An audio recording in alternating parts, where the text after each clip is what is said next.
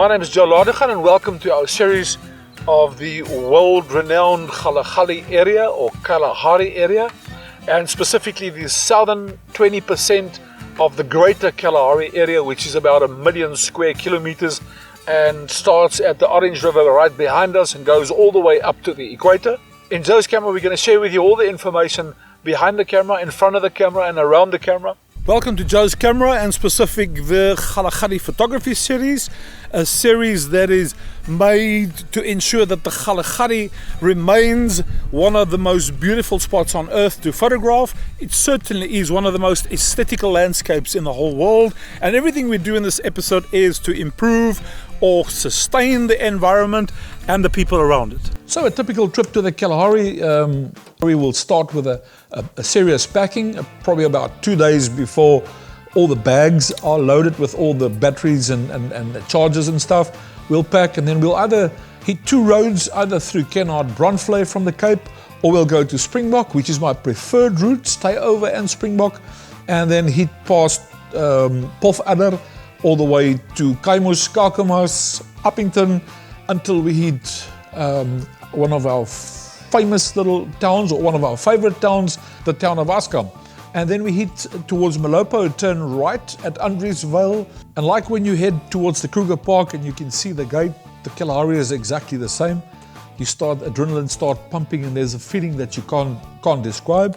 And when you get to the gate, of course, you just take your reservation, book in, greet the people that you know, take the permit, enter, and most of the guys can't normally wait to get to their bungalow. And if you've got enough time like we've had over here, it is a very quick unpack.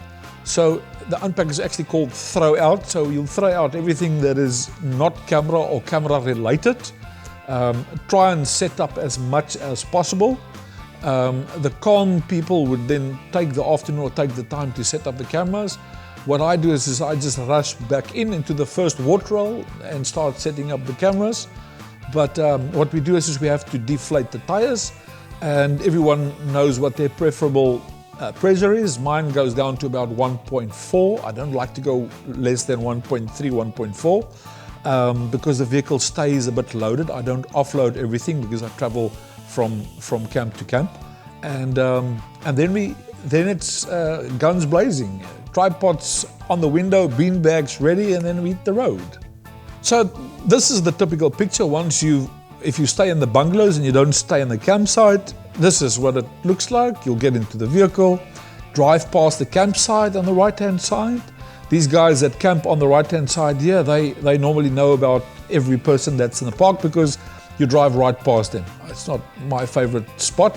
A bit further in is nice, but then you turn left and you're still in the park, and then outside the gate, which you open in the morning, and as soon as you leave that gate, then it's a different world. Then all the stress, the blood pressure drops, the skin problems disappear, breathing is deeper, and that magical thing happens, and that happens to everyone in the Kalahari.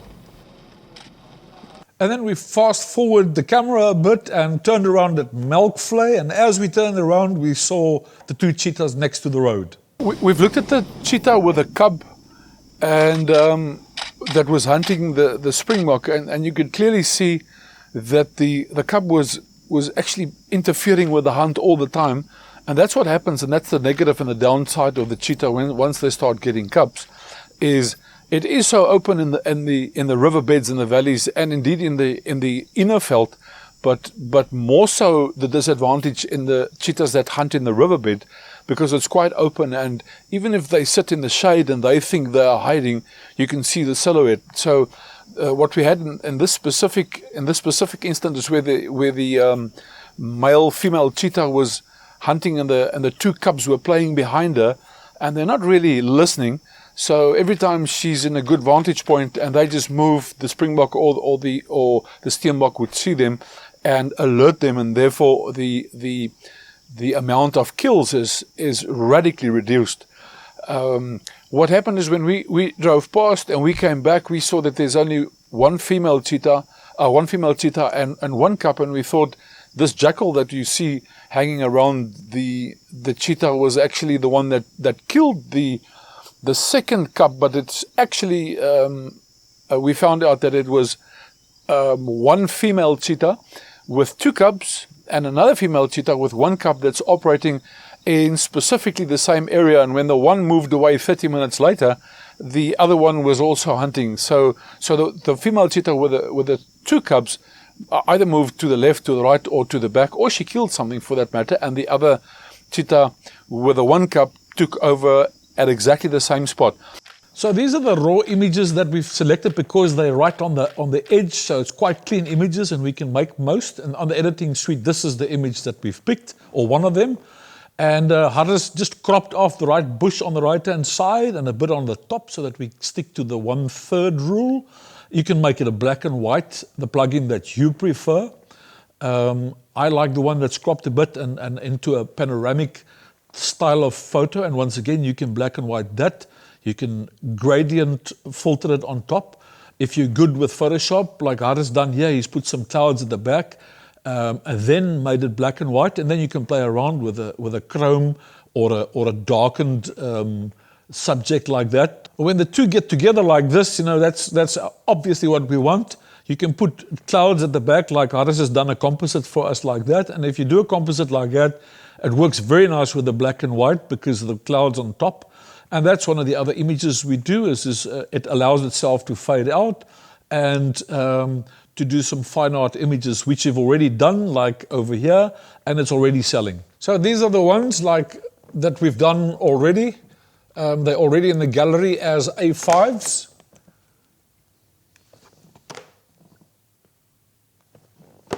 And of course, the nice black and white one of Harris that is done.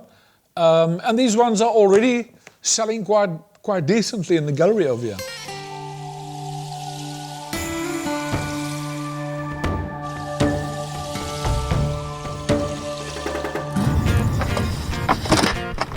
Oh, what are you doing? Braaibroodjies. Ja. South African braaibroodjies or toasties? Ja, toasties. What are you putting on? Cheese, tomato and onion. Cheese, tomato, and onion. And what is this? Grenache noir, dune grenache noir. Dune grenache noir, very nice. And veggies in a bag. And cameras.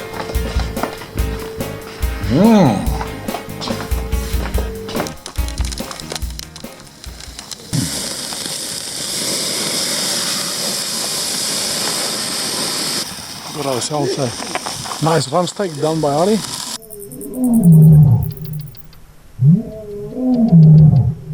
And then normally, you know, we tired everyone that's done a full day's photography in the Kalahari, especially if you haven't slept in the afternoon, took a siesta and stayed out. We drove all the way and used the afternoon for a game drive or a photographic session. So we're quite tired in the evening. And then, but what's nice opportunity is the insects around the lights at night. That creates a whole ecosystem of its own. And there's huge opportunity at night if you crawl up to the bluffgeitjie or the barking geckos, or there's all sorts of insects like the millipedes and so on. If you really work at it and you're a macro photographer, you can stay out during the day and do some night photography in the evening, and then have your braai like we've had over here. So our first morning, of course, you need to be up early. Everyone that's there on the first day needs to get out first. So quarter to 5 already, we're up. Coffee flasks is done. Food's been packed. And then the most important thing is to make sure that all the camera gear is there. All the inverters, all the microphones are there. Everything is plugged in, especially early in the morning. The flash has got to be ready. If there's something that you get in that dark period, to make sure that there's flash at hand and so on. So I leave all the equipment in the vehicle in the night, but sometimes you take out the camera to clean it and you can forget it. We're at the gate about 5:30 and we're on our way because I think we're first and second in line before all the cars start queuing up and we can't see anything because of the dust. We drove that morning all the way to KK, didn't see much of a photographic value, and then turned left to do one of my most famous roads in the Kgalagadi, the first dune road.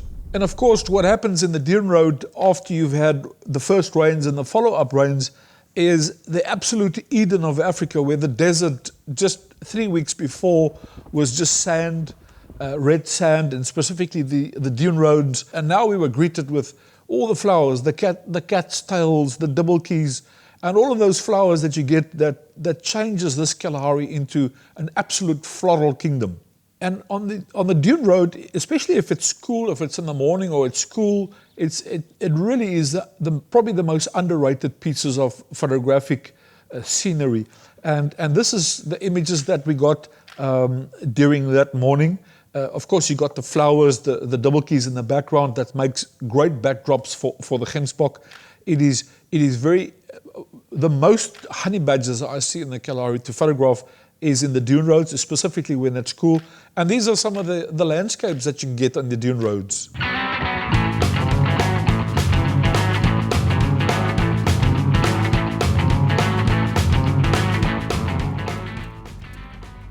So at Mata Mata, arrived, we put in fuel. It's always advisable to keep the vehicles as full as possible.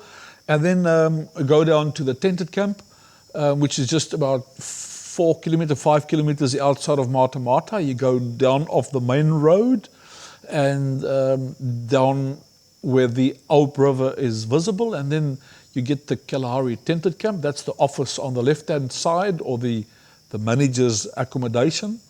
And then the Old starts getting visible. That's the office block where you get the permits, and right behind it, of course, there's the all-welcome swimming pool.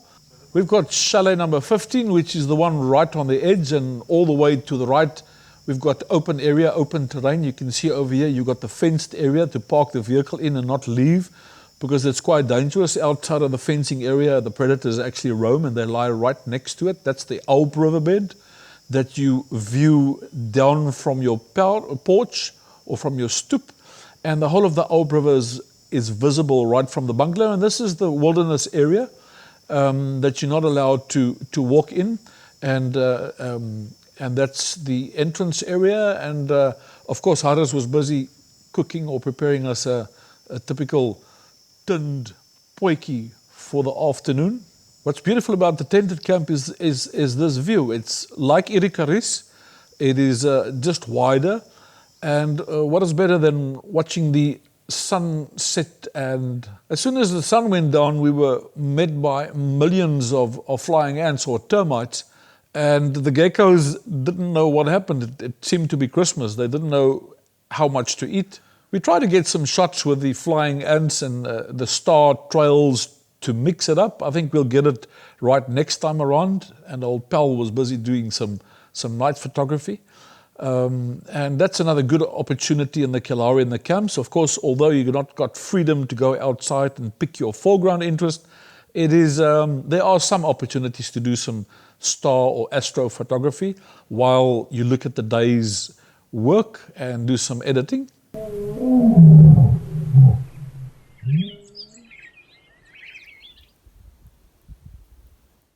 When we check out at the tented camp, there's the book. It says departure list, your name, go to Twee Rivieren so that they know where you're going, and then you collect your permit that you give in at the camp, and every time you drive out, they write what the date is, the time that you write out, the route that you're going to take, so that they find out if you got stuck at night or they need to rescue at night, then they know where to go or which route. So that is the tented camp. Leaving the Kalahari tented camp. It's about 8 o'clock. We've checked ourselves out. Old Jan is not there, most probably in patrol at Mata Mata, whatever, and we're quite lucky because, as you can see, the road's been graded. There's absolutely no corrugated roads, so the cameras will not have a shake, rattle and roll this morning. Let's see what we get.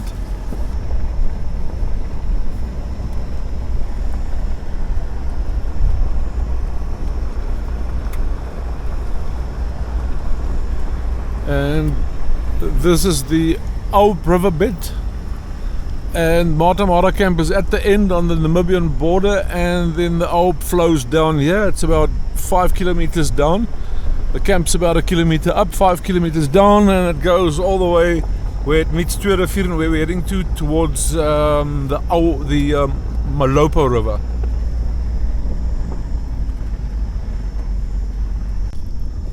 As you can see with this graded road, it becomes like a tar road.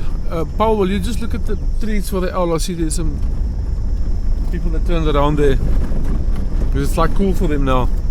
So here's a bit of corrugated road. They haven't started here, so you can hear what it sounds like and how the cameras are, and everything else is actually shocking. So when you drive around here, the cameras have got to be on sponge on the seat, or anything that minimizes the impact of the rattling of the corrugated roads. So if you have a piece of road like the one we just had, it's absolute pleasure, but driving it on those roads are absolutely painstaking.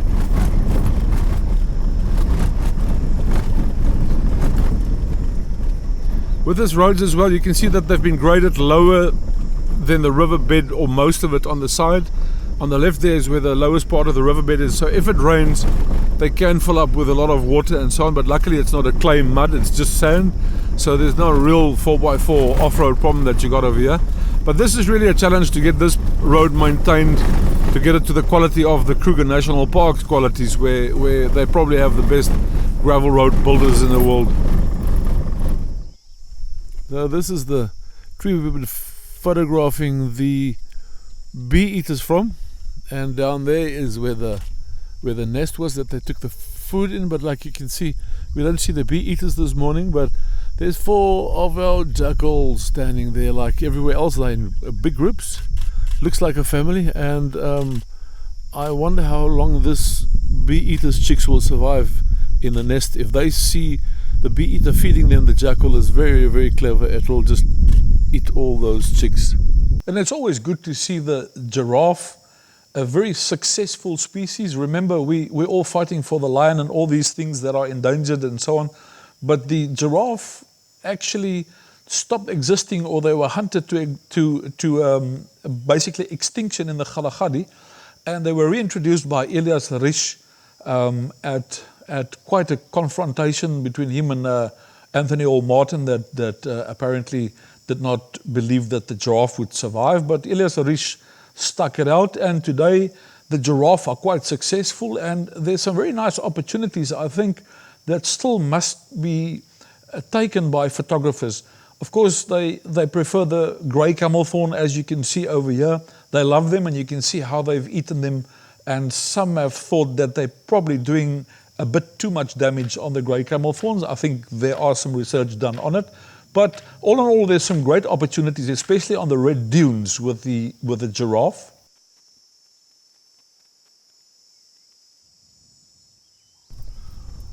So this is Gemsbokplein, and there's the foundation of the first warden's house that was built, a little shack with corrugated iron in this, or corrugated sheets of metal in this Kalahari, and that was the view that he had over there, Gemsbokplein, looking down, him and his wife and all the kids that followed, Joep and Elias. And from here they had to go over the dunes to Nossob,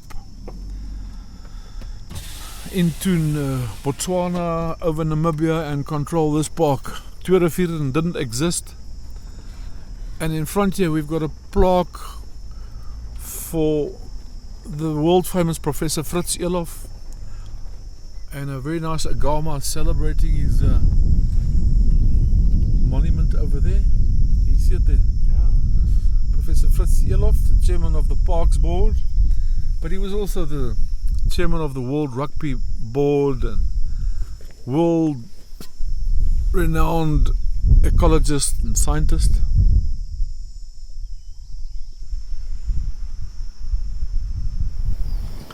So we've got the Swartstorm over here. Is a little flower that's anonymous or synonymous with the Kalahari, and it's the first plant besides the dibblekie, the white dibblekie that you get. It's the first flower that sort of comes up, and that stimulates the whole insect life and all the other little reptiles that eat and feed on the insects. Okay, that 2 cheetahs that we've seen about 500 meters away lying under the sun, I think they stood up, and that's why we're moving closer to the waterhole, because we expect they're going to drink. And once again, one of the most important things is to get the good vantage or the best vantage point, and therefore we need to predict, looking at the wind, looking at the habitat around the waterhole, and then of course the distractions like the cars and so on, to pick a right spot to do some nice portraits and stuff. And I think they're on their way to the waterhole. It looks like they're coming down about 100 meters down.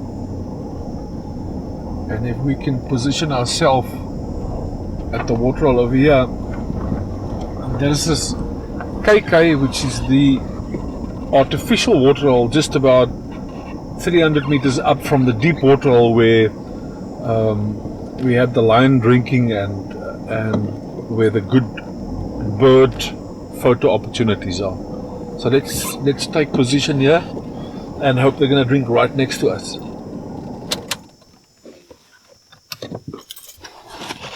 Yep, here they're coming. Let's set up on this side. They're coming from that side, so let's set up at the water over here.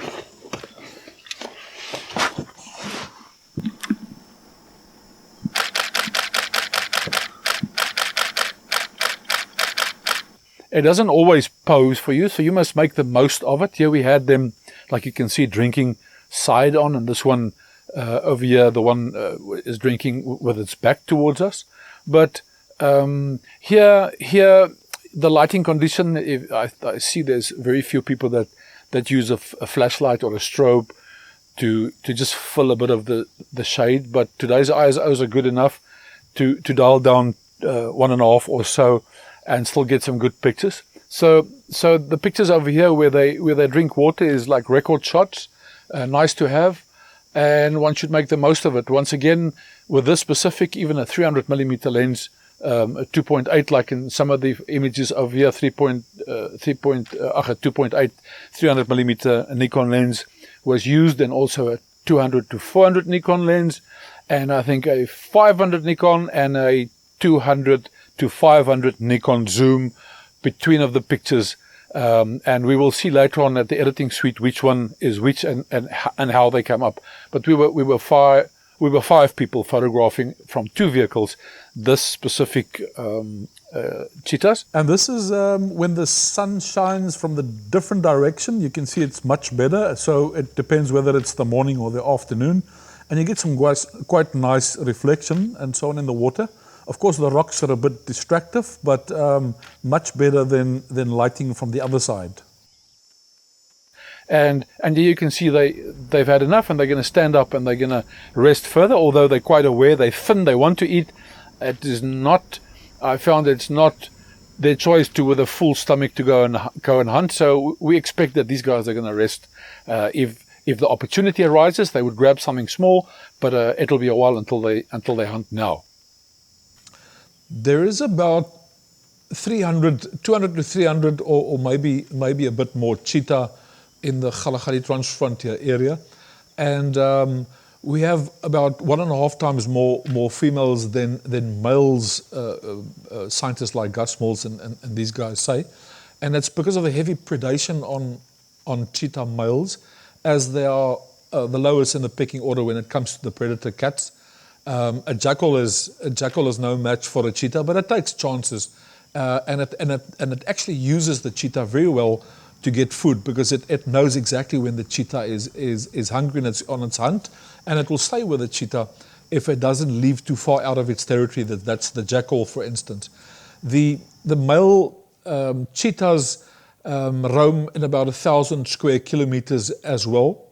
The cheetah cubs that survive, like the formidable 4, or some people call them the 4 musketeers. I don't think it's quite the right name, because the musketeers were 3.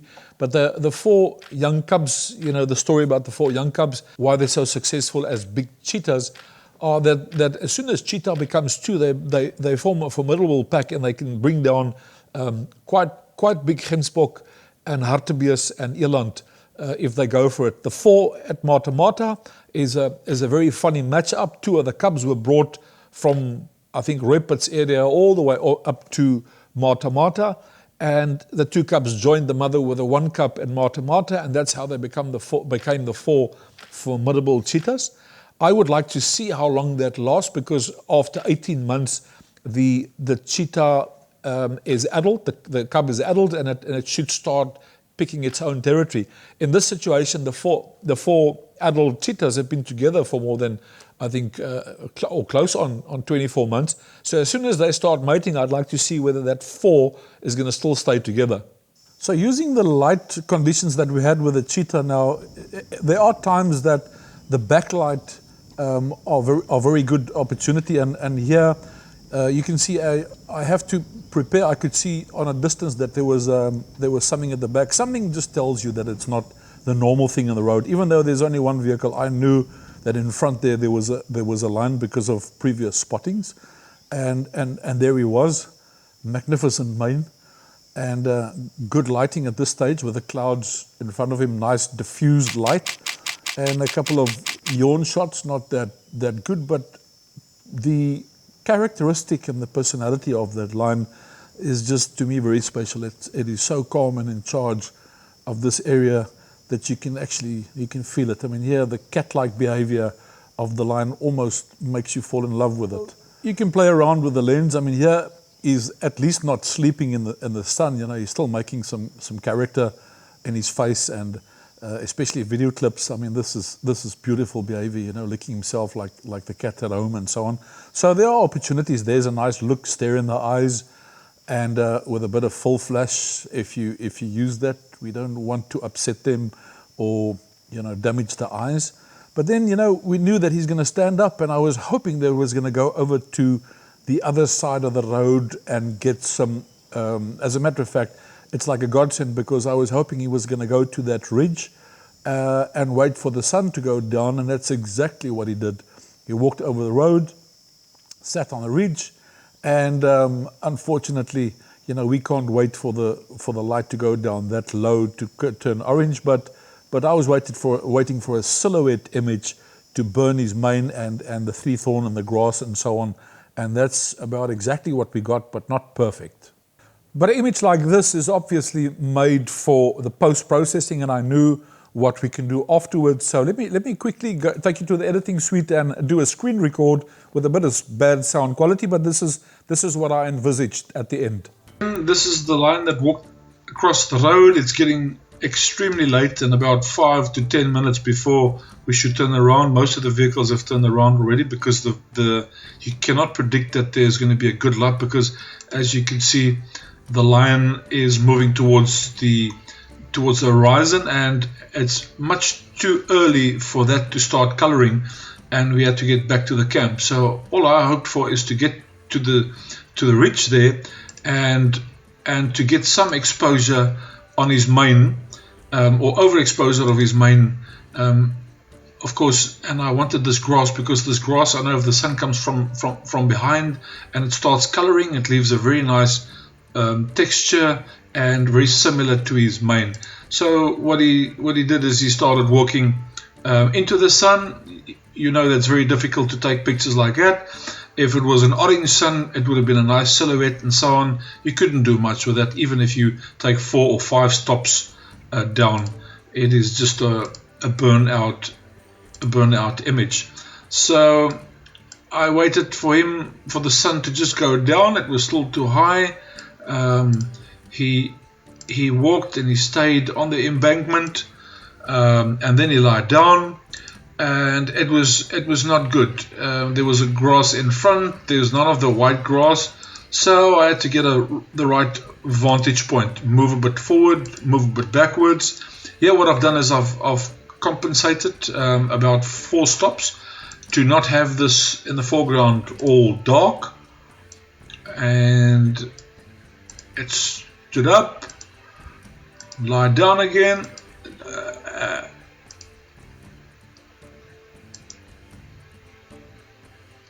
and started to get a pose with this bush out of the way. I move a bit forward. There I'm starting to get something. The sun is going down. It's showing up little white streaks of clouds, and that white grass, as I expected, is starting to burn in. So I wanted some of the silhouette of the mane to also do that. and that's what I did. It turned sideways. If you look like that, this is the sort of grass that I wanted. The fly on the nose I removed afterwards. It's still sharp. If I burned in some light, it was still acceptable. If I cropped the scene to panorama, it's very nice still. It's a bit of light, it's a bit underexposed, but that's alright because we want that grass over there exposed or overexposed, together with the white streak over there and the white streak of clouds over there.